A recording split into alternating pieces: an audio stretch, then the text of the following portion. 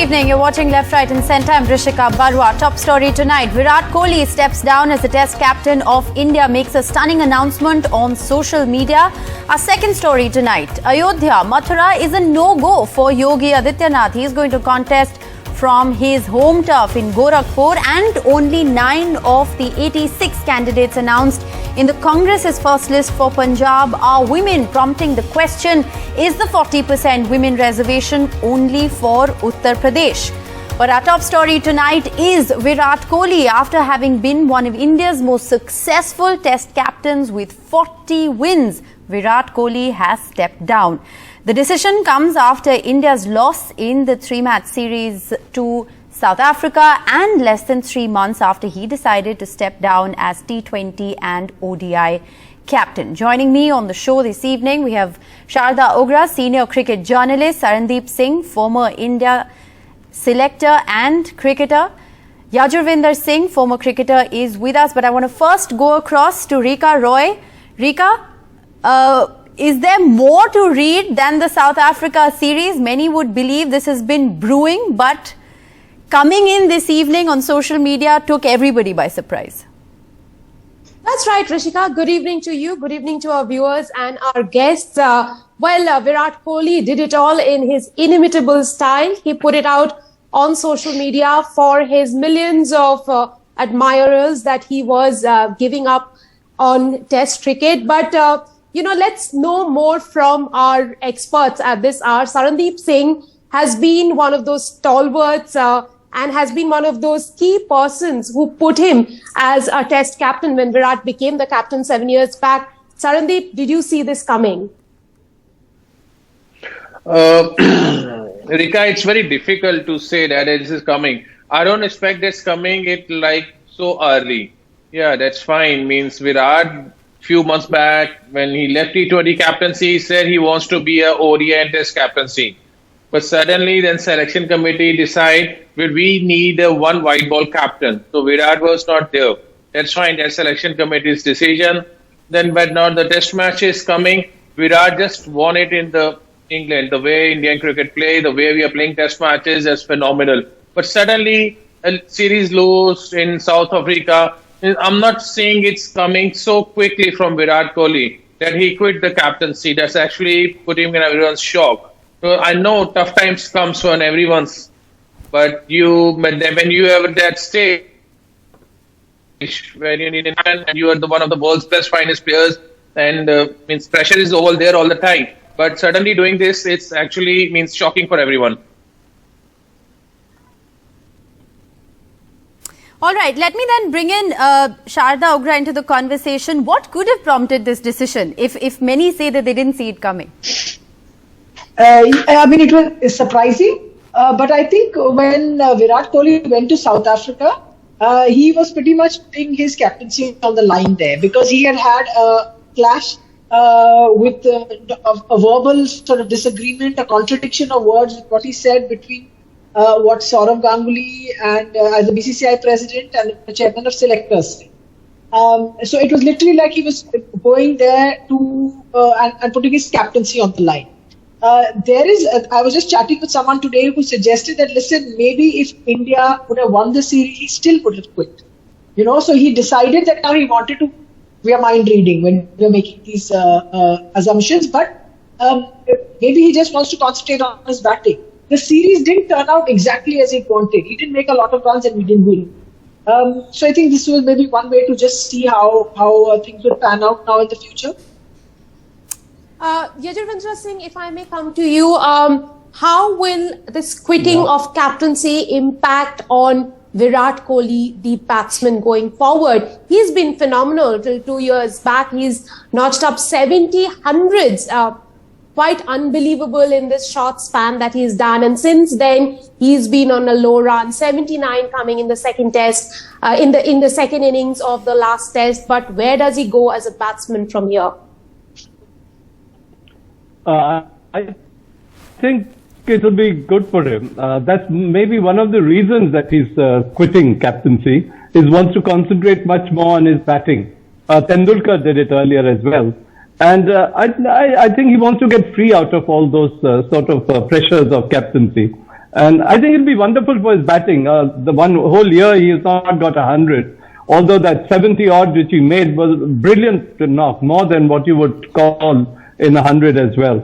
So it's just, I think it'll be phenomenal well for his batting. I don't think batting will be as an issue. And Yajavendra, I would just like to point out one thing here. Yajavendra, I'll just like to point out one thing here. When he was giving up his T20 captaincy, he spoke about workload management and that, he was been captaining all three formats, playing all three formats. But here, while giving up Test captaincy, he only speaks about the effort put in, the honesty, the hard work, and not for once has he spoken about workload.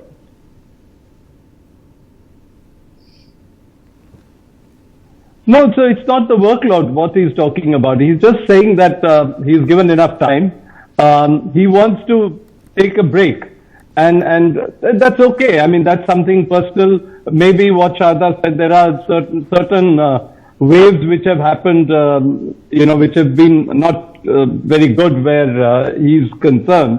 I think all that has culminated together and he's decided, yes, let's just go and concentrate on my batting and on my family, by the way. So, because I think the bio bubble has also played a massive part in people's lives, and especially somebody like him who's been in the forefront all throughout. So we have to give him that benefit of doubt and say, okay, just go and get runs, and for India that would be fantastic. Yeah. Rika, if I can bring you into the conversation, and if you want to just, rewind, you've covered multiple controversies over the last couple of months. Would you, Rika, also reckon that this is perhaps a battle with the BCCI that he didn't want to fight anymore, that it had gotten very ugly? Well, you see, over, if you look at the board's history over the last many decades, it's traditionally been that the power has vested in the office bearers, and they are the ones who've controlled the board. Though, of course, with Saurav Ganguly and Dalmia, they have worked together very closely. Again, MS Dhoni and N. Srinivasan, they have worked very closely. We didn't see that happening with Kohli and Ganguly. Of course, there has been a PR disaster by the BCCI. There have been many thoughts which have probably been lost in between. Things have got lost in translation. We don't know exactly what's playing out from the two sides. I have sent a message to Saurav Ganguly asking what his reaction is, but there's been radio silence from him.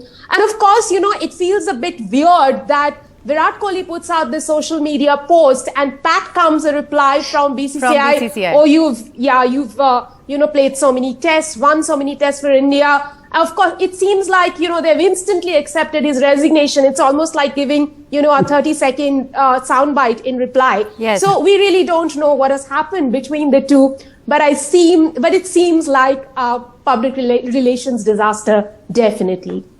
Sharda, would you agree? A battle that he just refused to fight any longer? You would say it looks like that. It doesn't sound that like he and the BCCI president and the office bearers are in sync in some ways. So there had been some sort of miscommunication that happened. Like she said, like Rika said, lost translation. I think in a way what happened a couple of days ago on the third evening, where he completely went into this absolutely meltdown state. Maybe there was a sense of desperation that the series was going. But again, until you're told what happened, until he writes his book or makes his biopic, we won't know what happened. And maybe after that, we can also. Okay. Yajavendra Singh, who succeeds him? The big question that everyone's already asking.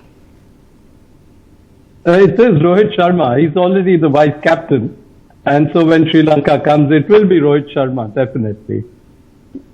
All right. Do you agree with that, Sarandeep? Rohit Sharma succeeding him? I'm not really think that Rohit Sharma is going to be there.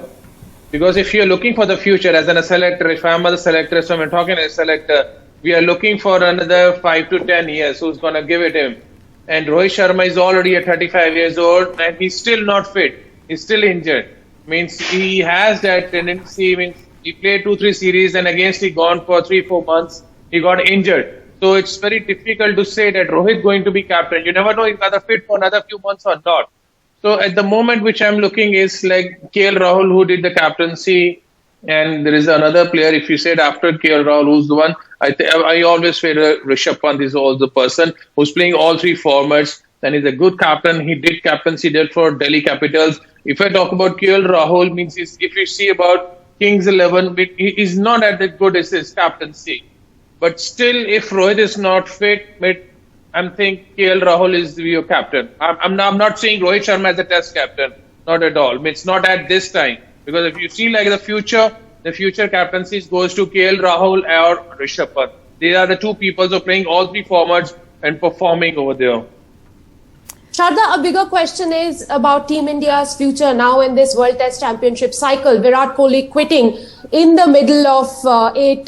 Right now we are number 5 on the table. Where do you think India might end in this cycle? Big prediction, to make, but it looks tough. A couple of other teams, they've got easier fixtures coming up there. So whoever is the new India Test captain, he's got a lot on his plate. Whether it's a short-term succession or appointment of Rohit Sharma, or is just for a few months, maybe a year, a little bit, then we'll see how KL Rahul will take over. But it's a tough job on their hands. And at the same time, they will have the memory of what Kohli and before him MS Dhoni were able to do. And there's a lot of pressure on whoever's going to take over the job at the moment. So I think Sarandeep has made a very valid point about fitness, accessibility of Rohit Sharma to all these many games. And are you going to take that chance over, say, the next year or so? Or are you looking for long term? KL Rahul is 29, so you're saying that he's at the peak of his, at the prime of his batting of his career, So maybe from that would be a better bet, but we have to see. All right. Well, thank you all very much for joining us. The story clearly isn't over. There is a lot of mystery that, like Sharda said, when he writes a book, maybe we'll know more about what happened. Thank you again for joining us. But from the game of cricket, well, let's shift our focus to the Game of Thrones. The BJP has released its first list for the Uttar Pradesh election. The Congress has released its first list of 86 names for the Punjab polls. But Yogi Adityanath is going to fight the Uttar Pradesh election from his stronghold of Gorakhpur, not from Ayodhya, not from Mathura, as was widely speculated. Is Gorakhpur really the safer option, is the question that we're asking tonight. Also, in Punjab, Chief Minister Channi and Navjot Singh Sidhu are going to be fighting from constituencies they both won in 2017. Charanjit Singh Chinni from the Chamkaur Sahib seat and Navjot Singh Sidhu from the Amritsar East seat. Now, activist Sonu Sood's sister, Malvika, who joined the Congress this week, has been given a ticket from Moga. The sitting Congress MLA from Moga has quit and joined the Bharatiya Janata Party. But 9 out of 86 in the first list of Congress candidates are women, begging the question whether the 40% women's reservation was only for the state of Uttar Pradesh. Well, joining us tonight, Aarti Jairat, senior journalist. We have Hardeep Kingra, chief media panelist and spokesperson of the Punjab Congress. Ranbir Singh Pathania, spokesperson of the BJP, and Nahid Lari Khan, spokesperson of the Samajwadi Party. Mr. Ranbir Singh, to you first. The choice of Gorakhpur is something that is being talked about. It was widely speculated and almost certain, according to sources, that the Chief Minister would contest from Ayodhya or Mathura. You see, Madam, Chief Minister Yogi Adityanath, he's a popular figure. Not only popular figure, he's a street name in Uttar Pradesh. Where from and anywhere he fights, he will win with a landslide margin. You keep assured he will win with a landslide margin and he will sail through the Bharatiya Janata Party with a thumping majority, with 2/3 majority. Bharatiya Janata Party will come to power in Uttar Pradesh. And so far as you yourself pointed out, I will read the statement of Aradhana Mishra. She is the CLP leader of Congress from Uttar Pradesh. While releasing the list of candidates from Uttar Pradesh, He labels Bharatiya Janata Party as anti-women and says every list henceforth, her statement, I'm reading it verbatim, every list we are about to release henceforth shall have 40% reservation for women. But the other day, you have yourself pointed out only 9 out of 86. This is duplicity. No, we'll come to that. We'll come to that and we'll come to that and we'll get the Congress spokesperson to respond to that as well. But you're saying that this decision to fight from Gorakhpur was something that the central leadership took. It was a decision ultimately taken by the Prime Minister. Why was Ayodhya and Mathura, in the running but not considered? You see, Bharatiya Janata Party is totally a cadre-based party. First of all, there is an input from the ground. We could not even ground. I'll use the word from the grassroots level. And that grassroots level input is being screened at the mandal level. But many would say this is a safer bet. He's won and gone to the Lok Sabha 5 times over from there. So this is a safer seat. Would you agree with that? You see, in the fitness of, I'll not say that this is safer and other is less safe. Okay. As I am sticking to my stand, the parliamentary board of Bharatiya Janata Party, in the all fitness of things and whatsoever has come from the mandal level, from Zilla level and from the state level, so they have decided it. All right. Please. Okay. Well, Nayat, do you want to respond to that? We heard Akhilesh Yadav, he was almost immediately ready with a response saying, Yogi Adityanath has been sent back home, etc., etc. How do you look at this decision? Is Akhilesh Yadav even going to contest? That's the other big question everyone wants to know. See, Rishika, this is today's newspaper. Right, in today's newspaper, a list was released wherein Yogi Adityanath's name was right on top that he will contest from Ayodhya. Okay, I hope you all can see the list. Okay, but the newspaper may have gotten it wrong. No, I'll let you know. See, for small things, Adityanath, he did not deny immediately. He did not deny until afternoon that he's not going to contest from Ayodhya, and this is false news. So what's the point that you're making? No denial. I'm making the point. No denial came from BJP's side. And Adityanath ji, he comments on small things, but there was no denial from BJP's side. Now, earlier it was said that Adityanath ji, BJP said that he will contest from Mathura. But what happened in Mathura, Shri Krishna ji said that no, there is no entry for these Chunavi Bhaks in Mathura. Don't come to Mathura. So, Adityanath ji was ulte pav bhage. Then, without invitation, BJP made Adityanath ji reach Ayodhya. Now, from Ayodhya, Shri Ram ji said that no. These Chunavi Bhaks, they cannot enter Ayodhya. Okay. We have staunch Bhaks. What's your point? Pawan Pandey. We have staunch and real Bhakt Pawan Pandey. Okay. So you're saying Mathura and Ayodhya didn't want him? No, I'm making the points. Just give me a second. This is a good fairy tale. Just allow me a second. Okay. Now he's reached to. I didn't interrupt when you were speaking. See, then now he's reached to his temporary house, which is Gorakhpur. So it is better that Adityanath reaches his native place, his place where he was born, China's border. It is better he goes. You didn't answer my question though on whether Akhilesh Yadav is going to contest, because Yogi Adityanath is contesting. Is Akhilesh Yadav going to contest? You didn't answer my question. See, I'll answer both your questions. Just allow me a second. I'll finish it up. See, he should contest. Adityanath should go to his Janam Sthali. But I'm asking you about your leader. My leader, see, I know my leader, Honorable Akhilesh Yadav ji, is so popular not only in Uttar Pradesh but in the entire country. His popularity is the sky is the limit for his popularity. So I understand that everybody is curious to know where. Are you indicating that he's not eyeing the state but eyeing the country? Is that what you're indicating? I'm not indicating that. I'm indicating that he is very popular and everybody is very interested in knowing and hearing about him. So yes, but you're not giving us any answers. Okay, but let me also highlight a very important point. Allow me to highlight a very important point that the Congress the BJP spokesperson also made, and the Congress spokesperson must answer. Mr. Kingra, the big question here is the big headline as far as the list that the Congress party has released for the state of Punjab is the fact that there is a 10% representation that's been given to women, prompting many people to ask whether this 40% rule is only for Uttar Pradesh. Your response?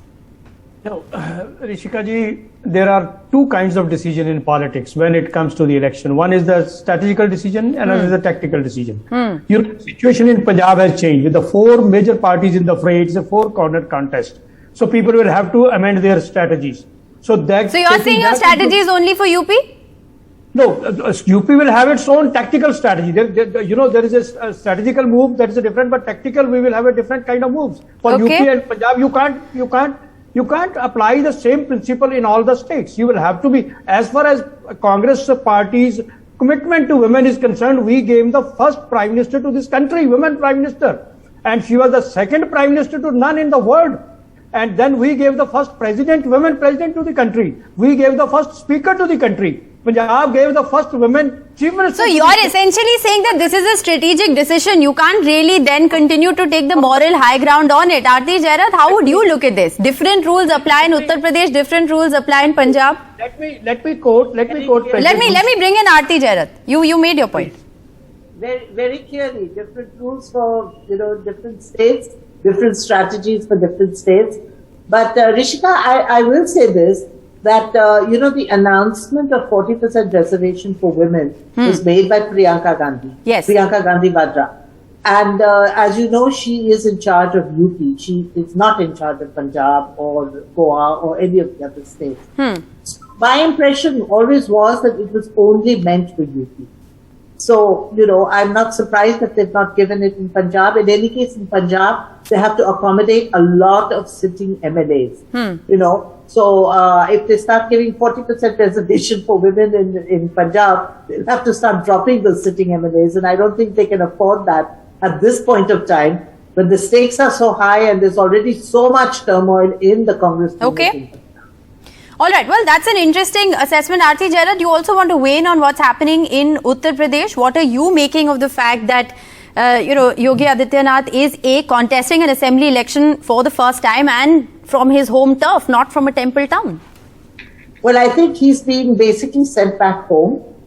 He's been boxed back into Gorakhpur. Okay. I think he was is he being boxed back or is that what he wanted? That's the question that we haven't got a straight answer to. Well, you see, so there have been, conflicting reports. Yes. But I think Yogi Adityanath would definitely like to spread his wings beyond Gorakhpur. I think he does see himself as, as a Hindutva icon, next only to Modi. And, if he stood from Ayodhya, which is where the entire Mandir movement began, it would have given him a huge fillip. In the creation of that persona that he wants, which puts him in line, in the succession line to Modi. But, I think that as far as Modi and Amit Shah and all are concerned, the high command of the BJP, the Ram Mandir is seen as Modi's gift to Hindus and to UP. Remember, I think he has stressed that he was Prime Minister. It was when he was Prime Minister that the Supreme Court settled this whole dispute, which had been lingering for so many decades. I don't think the Prime Minister would want, Yogi to take that credit away from him, which Yogi would have if he had stood from Ayodhya. Yes. So he's been sent back to Gorakhpur, and I think he's been told that's where you belong. Stay there. Don't, harbor ambitions of being a successor to Modi just yet. Modi is still very much around and the top leader of the BJP. And, nobody is going to be declared number 2. All right. Well, I'm afraid that's all the time we have on this discussion. It's been an interesting day. Thank you all very much for joining us. Before we slip into a short break, I also want to update our viewers that the Election Commission has banned all physical rallies and roadshows till the 22nd of January and also issued a notice to the Samajwadi Party after large crowds were seen at Akhilesh Yadav's rally yesterday. However, the big question that everyone's asking of the Election Commission is why has the Election Commission gone ahead and allowed 300 people indoor gathering or allowed indoor gatherings in halls with 50% capacity? Does that in a certain sense defeat logic that COVID-19 does spread more rapidly indoors? It's a question that we will continue to ask. That's all the time we have though on Left, Right and Centre tonight. Good night and thanks for watching.